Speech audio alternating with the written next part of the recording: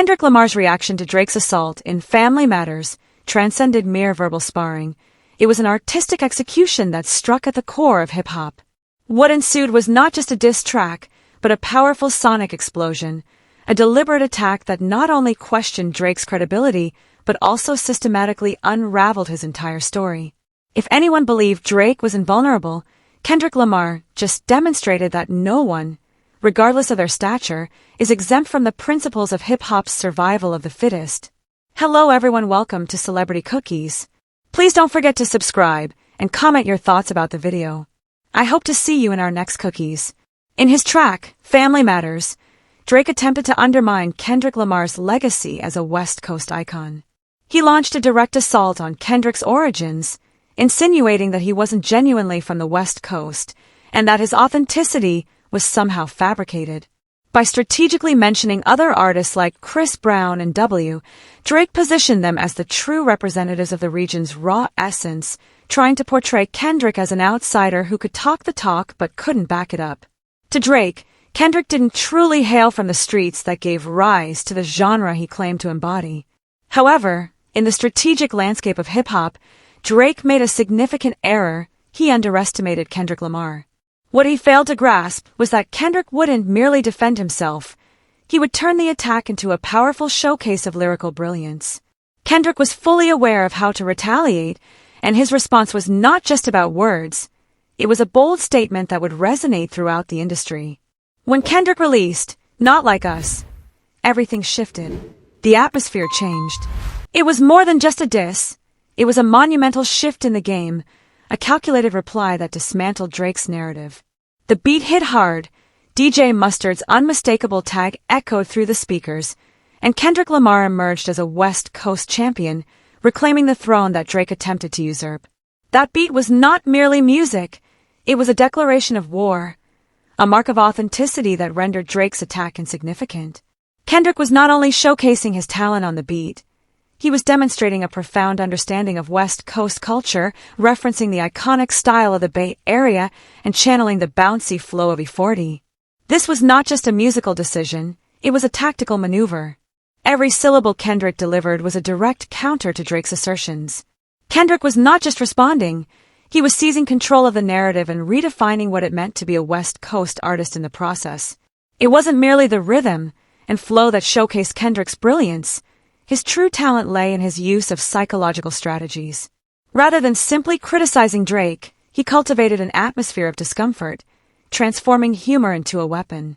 The track was indeed playful, but underneath, Kendrick was meticulously dissecting Drake's carefully constructed image.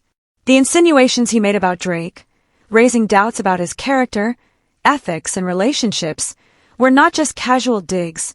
They were strategic strikes aimed at undermining the very foundation of Drake's public persona. The song's catchy, party-ready vibe concealed a much darker message. While fans enjoyed the beat, Kendrick's lyrics revealed unsettling realities. He employed humor as a psychological tool, using it to highlight Drake's perceived shortcomings while keeping the audience engaged. This was a clever, almost sinister method of deconstructing Drake's polished image. Kendrick didn't limit his critique to Drake's personal life. He targeted the essence of Drake's artistic integrity. While Drake's 2021 album Certified Lover Boy aimed to solidify his romantic image, Kendrick viewed it as a feeble and hypocritical bid for fame. In Kendrick's perspective, Certified Lover Boy symbolized Drake's artistic shortcomings. He reinterpreted the album's themes as a sharp critique of Drake's authenticity, portraying him as a fraud pretending to be something he wasn't. Kendrick didn't stop at merely criticizing the album. He escalated his attack by rebranding himself as the certified boogeyman. This was more than just a clever phrase. It was a symbolic assertion of power. Kendrick was proclaiming that Drake's meticulously crafted image, his entire persona, was merely a facade. What Drake perceived as his strength, Kendrick had cleverly turned into his greatest vulnerability. This was a direct assault on everything Drake had established, from his image to his artistry. The artwork for the song further emphasized Kendrick's critique. It wasn't just an image, it was a meticulously designed visual statement.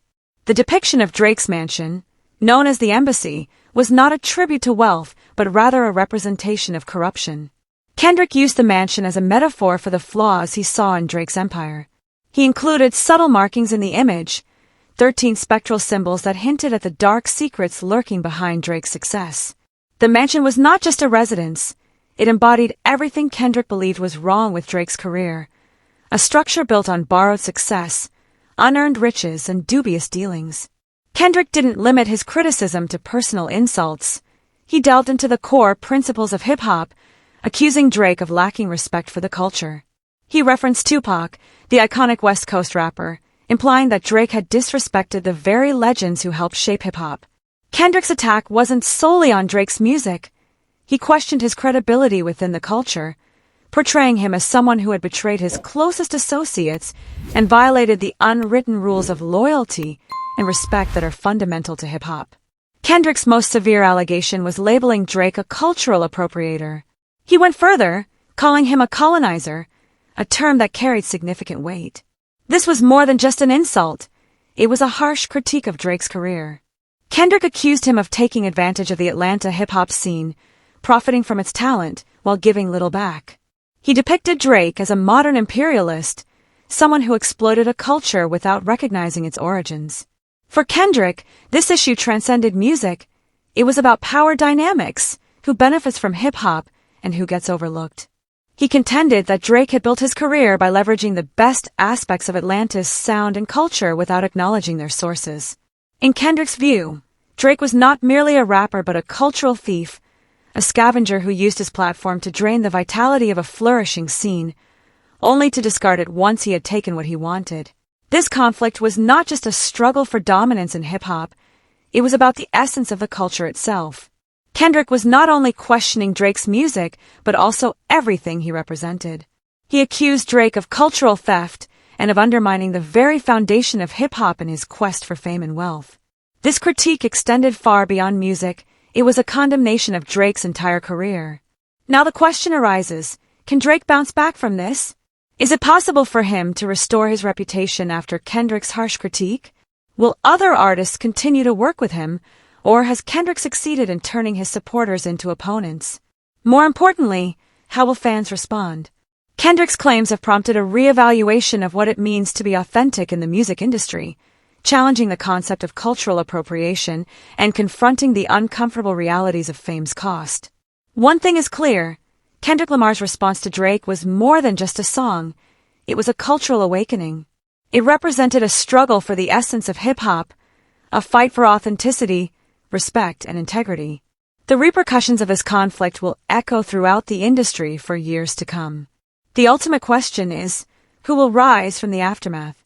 Only time will reveal the answer, but Kendrick's blow has undeniably altered the landscape forever. I'd love to hear your thoughts on this situation, so please share your opinions in the comments. Also, don't forget to like, subscribe, and turn on notifications to stay updated on the story.